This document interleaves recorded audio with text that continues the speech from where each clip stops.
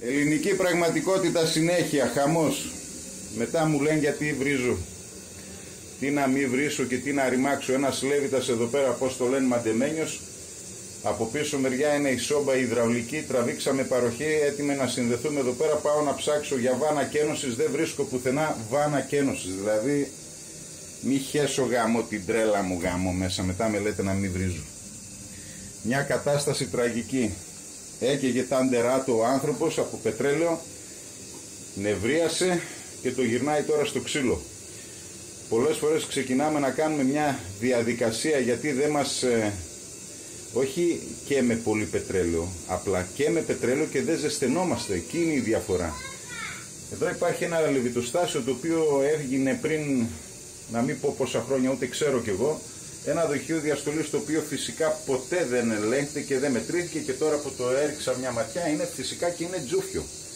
Μόνο από το δοχείο διαστολής εδώ πέρα έχουμε μια κατανάλωση επιπλέον μέχρι και 40% σε πετρέλαιο, χωρίς καν να ζεσθενόμαστε. Εδώ ήταν μια κατάσταση τραγική με το πιεστικό. Εχθές έκατσα, το σουλούποσα, υπήρχε αυτή το μοτέρ, λέει, που κάει και τώρα στα κοντά και το αλλάξανε. Υπάρχει αυτή, πώς τη λένε, η χαζομάρα που βάζουν συνήθως. Τέλος πάντων ήταν εκεί πέρα στην άκρη πάνω σε 4 τούβλα. Νευρίασα, τα ξύλωσα όλα. Έκατσα εδώ πέρα. Πήρα ένα δοχείο διαστολής 50 λίτρα, ένα σπιράλ. Έκαναμε εδώ πέρα τρελό ρακόρ για να βγαίνει αυτό εκεί πέρα. Θα μπήκε ένας πρεσοστάτης. Παραδίπλα μπήκε ένα φίλτρο κεντρικής παροχής για να προστατεύω το μοτέρ. Παραδίπλα μια βαλβίδα αντεπιστροφής για να μην μου γυρνάνε τα νερά πίσω στη δεξαμενή. Εδώ ένα τρελό ρακόρ για να μπορώ να το βγάζω και να το βάζω όποτε θέλω.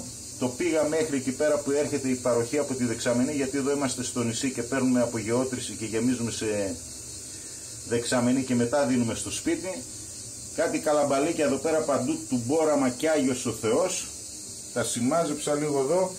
Έβαλα και ένα φίλτρο Atlas, δίπλα υπήρχε ένα φίλτρο το οποίο βάζουμε φίλτρα, αλλά μετά ξεχνάτε να βάζετε και εσείς νήμα.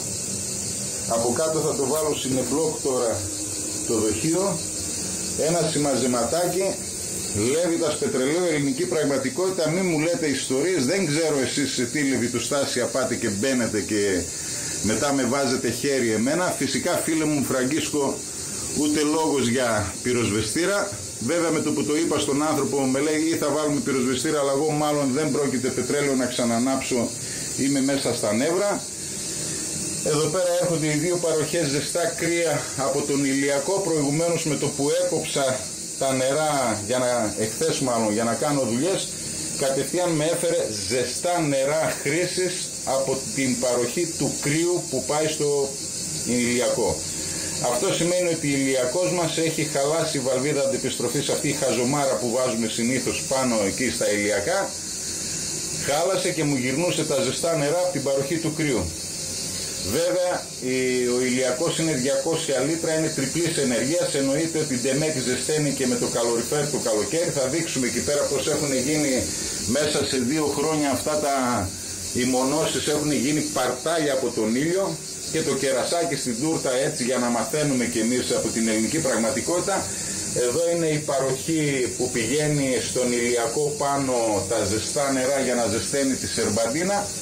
Και εδώ βλέπω μια φανταστική ηλεκτροβαλβίδα πετρελαίου για να κόβει και να δίνει νερά στον ηλιακό. Εντάξει, αυτό δεν το είχα ξαναδεί, το μοιράζουμε μαζί σας. Να το χαιρόμαστε, να χαιρόμαστε και εμείς το επάγγελμά μας, να χαιρόμαστε οι υδραυλικοί τους συναδέλφους υδραυλικούς. Πολλές φορές μου λέτε να μην βρίζω, αλλά τα βλέπω αυτές τις ηλιθιότητες, τις χαζομάρες και τις βλακίες, τα παίρνω στο κρανίο και πάλι λίγα λέω. Προσπάθησα τώρα να αδειάσω τα νερά για να κάνω τη συνδεσμολογία εδώ πέρα, να συνδέσω και το λέβητα το ξυλολέβητα, τη σόμπα, την υδραυλική τσαλίκης. Φυσικά πουθενά δεν υπάρχει βάνα καίνωσης. Κάπου εκεί χαμηλά έχει μπει πριν πολλά χρόνια ένα ανώδιο μαγνησίου. Σιγά τώρα μην έκατσε κάποιος εκεί να ελέγξει το ανώδιο ή να με αλλάξει τη ράβδο εδώ και 20 χρόνια περίπου. Εντάξει, εκεί μια βαλβίδα ασφαλείας στο πουθενά, όταν έσκαζε, λέει, εδώ πέρα γέμιζε ο τόπος νερά. Δεν θέλω να συνεχίσω να πω τίποτα άλλο. Καμιά φορά νευριάζω και τα λέω έτσι χύμα και θυμώνετε εσείς.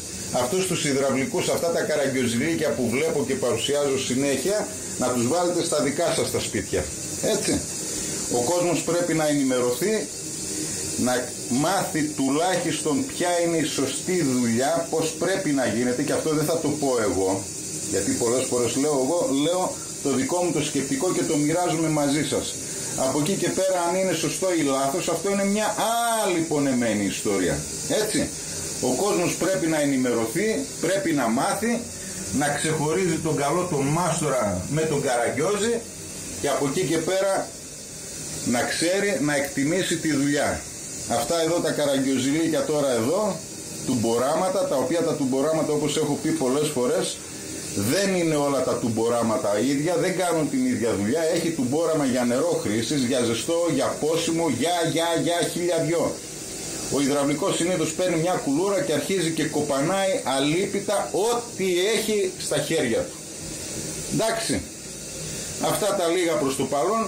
Η ελληνική πραγματικότητα πάντα μας προσπερνάει. Εκεί που πιστεύω ότι τα έχω δει όλα, κάποια στιγμή έρχεται αυτό εδώ το λεβιτοστάσιο, ένα λεβιτοστάσιο σαν κι αυτό, και με τρελαίνει. Εντάξει, έτσι να τα καμαρώνουμε, να τα χαιρόμαστε.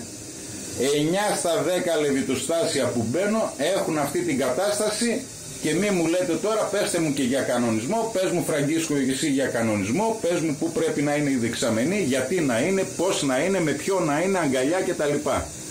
Εντάξει, αυτά τα λίγα.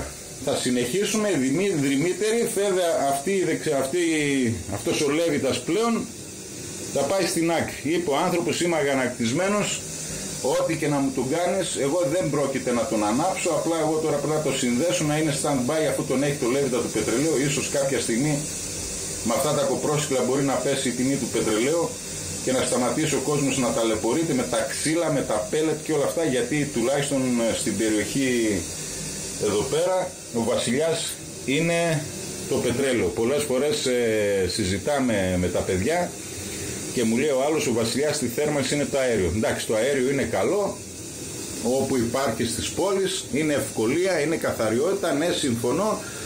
Αλλά από τη στιγμή που δεν μπορεί να είναι σε όλη την Ελλάδα, ο βασιλιάς στη θέρμανση είναι αυτό που μπορείς να βάλεις στο σπίτι σου και οικονομικά και λειτουργικά και πρακτικά, αλλά πάνω απ' όλα να δουλεύει σωστά. Έτσι. Και το αέριο, σας πληροφορώ, και οι Λέβιτες αερίου επιτύχει και τα λοιπά. Θα ανέβω πάνω στη Θεσσαλονίκη, είναι ένα παλικάρι που είναι συντηρητής καυστηρατζής, πτυχιούχος, αδιούχος. Θα πάμε εκεί πέρα, θα συζητήσουμε. Να δείτε και εκεί πέρα και εκείνα όταν αρχίζουν και ξεφουσκώνουν τα δοχεία διαστολής τους και βγάζουν μπλόκο, έλλειψη ροής, έλλειψη νερού κτλ. Έχουμε να πούμε πολλά. Σιγά σιγά τώρα είναι καλοκαίρι. Το πάμε λίγο στο μαλακά χαλαρά. Θερμοκρασίες έξω είναι τρελές. Αυτό ήταν έτσι ένα απλό βιντεάκι. Η ελληνική πραγματικότητα. Όπως λέω πάντα. Το δοχείο διαστολής, το πιεστικό ήταν πεταμένο στην κυριολεξία κάπου εκεί στο βάθος μέσα, πάνω σε 4 τούβλα. Και κάθε 1-2 χρόνια πετάγανε το πιεστικό. Γιατί δεν υπάρχει aquastop. Εδώ παρήγγειλα ένα aquastop με ένα ταμπί εδώ πέρα, ούτως ώστε όταν για κάποιο λόγο θα μένει χωρίς νερό να σώζουμε το μοτέρ. Τόσο δύσκολο είναι. Αυτά. Ελληνική πραγματικότητα.